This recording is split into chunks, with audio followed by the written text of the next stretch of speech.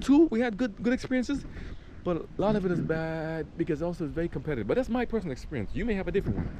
But when it's a lot of people competing for the same limited resources, parking, food, things like that. So it wasn't, it's like it's tough. But then people say, the grocery. What I like about Brooklyn, Chinese restaurants almost every block. Open food and stuff and the Spanish markets everywhere. Korean, or we call them Korean groceries. Freshest food, fresh fruits and everything. We couldn't find it in any other store. I couldn't find it in a Walmart. I couldn't find anything. I couldn't find any of the stores or A&P or not A&P. Was it? There's Grasso, there's Bravo. So many different names. The store then keeps changing. But I could never find the same foods that I find in the Korean stores there. And I'm like, it's so nice. The blacks in the minority black and Spanish neighborhoods, they have the most freshest fruits and stuff there, provided by the Asians. And we live not too far from Crown Heights where the Jewish people live, but they had a lot of stuff kept mostly to themselves. They had their own Jewish store and stuff. They didn't say Jewish only, but the town was like Jewish. Crown Heights was Jewish people, and Park Slope and stuff, and Barger Park. Maimonides Hospital. I remember my mother started working there too. So, but I saw the different groups working together, different nations working together, and I'm like, okay. So we leave there. And it wasn't an issue, but then when the Crown Heights riot happened because of an issue with Yusuf Hawkins, not Yusuf, I think it was something happened between a Jewish person and an African American. Something happened there, and it turned into a big skirmish and a turmoil, and something spilled over, and violence happened there. I don't want to say what I don't fully understand because I was young at the time, so I didn't understand what was really going on. And go back to Oklahoma, they said something happened in Oklahoma, in Tulsa, between a riot.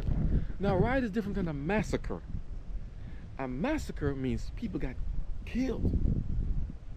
And I said, what happened? There's also things I learned about later about covenant law, different things in the books I didn't know about. I said, wait a minute, incinerator bombs? When I heard about what happened in Oklahoma, I said, we live 10 minutes from there. I drove past the area not knowing this until I saw, when I went there, the Black Wall Street was just covered over with just like a highway was built around it and a couple of storefronts there. And I'm like, they said there were mass graves there that people, they don't know who's there and they don't know the people. But the people, they said people, they were wealthy and rich and everything, had all the stuff there. And then they said when the massacre happened, that they called a riot at some parts, because they said no one ever got charged, I heard.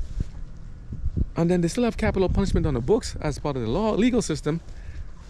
So then I'm like, if no one got charged for doing all the murders and stuff back then, and this was not long ago. This is still in the 1900s, like 1920 or 19 something. Do you know time of I can't remember, but in the 1900s. I said, they did it to them back then. Nobody got charged. Could it happen again now?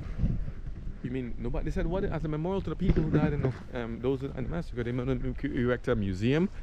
But then they said, what about the bodies that are buried there? What about the graves? Did anybody nerf them? I heard that there are cities with buried underwater, or communities buried underwater, of minority peoples that they don't want you to know about. I'm like, is that true? Is somebody trying to bury the history? When I asked about Oklahoma, I said, can anybody tell me what happened in Oklahoma? I asked real, what happened over there? Can anybody explain to me? Oh, we don't want to talk about that. It's a dark history in the past. Here's something. If we don't deal and talk about the history of something, you're almost bound to repeat it. If we don't deal with the issue at hand and repeat it. But I said, so the Tulsa massacre, the Black Lives Matter happened, from what I understand, from what I see now on the videos. Now here's the backlash. Now we have people hating white people, whites hating black, people hating minorities hating the other ones. You have Jews versus this, other people hating the Jews. Everybody's fighting against everybody. Why are we all fighting for? I don't hate Jewish people, I don't hate whites, I don't hate blacks, I don't hate anything else.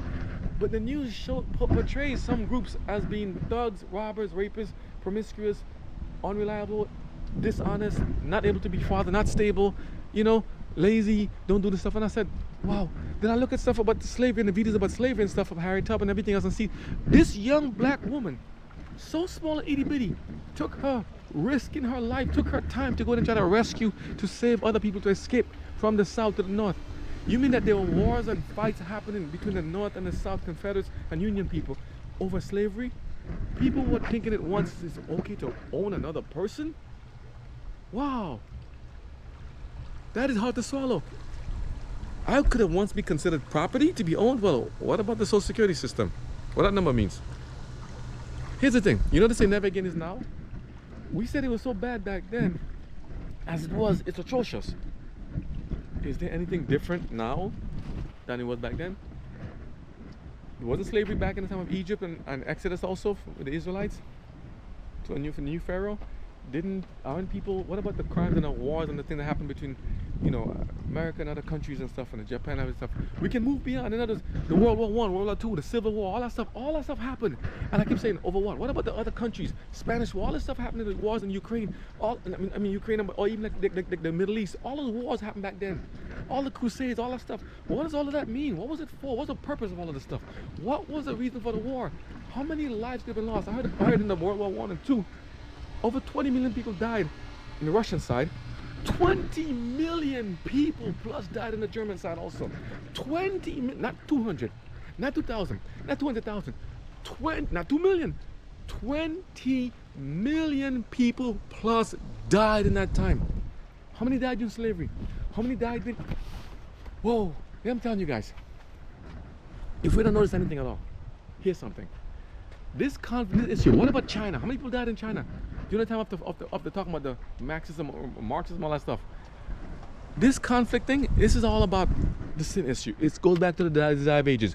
What are people desiring so much and so badly that they have to do this to their own brothers and sisters? What are they doing so badly to each other? What do they want? What are they looking for? What are they searching for? What happened?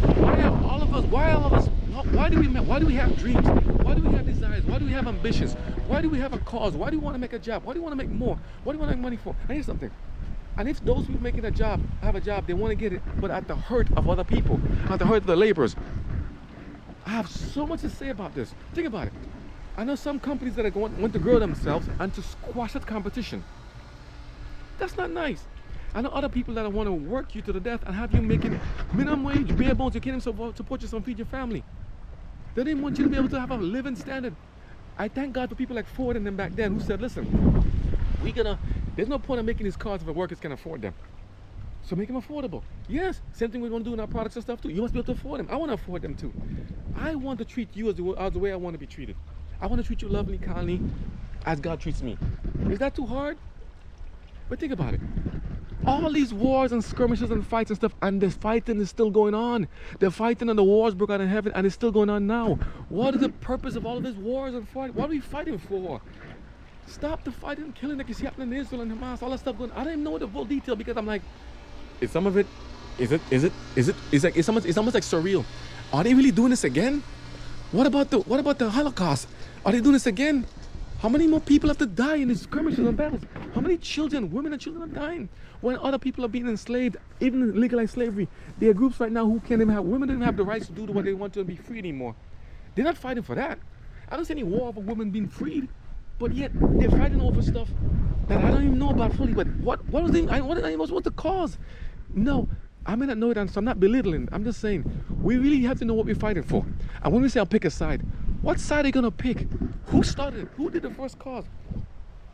War happened in heaven because of Satan, of being greedy and trying to be selfish and cruel to other people and lying about God. Is not the same thing happening on this earth right now? War is going on because of who? Because of who? They desire something. They want something. What do they want? What do you want? What do I want? What is the desire of ages? Is it this beautiful flower? What is the desire of ages? What is the desire of ages? I talked about it a little bit before doing the video. What are we looking for? What are we hoping for? What do we want to get? What do you want?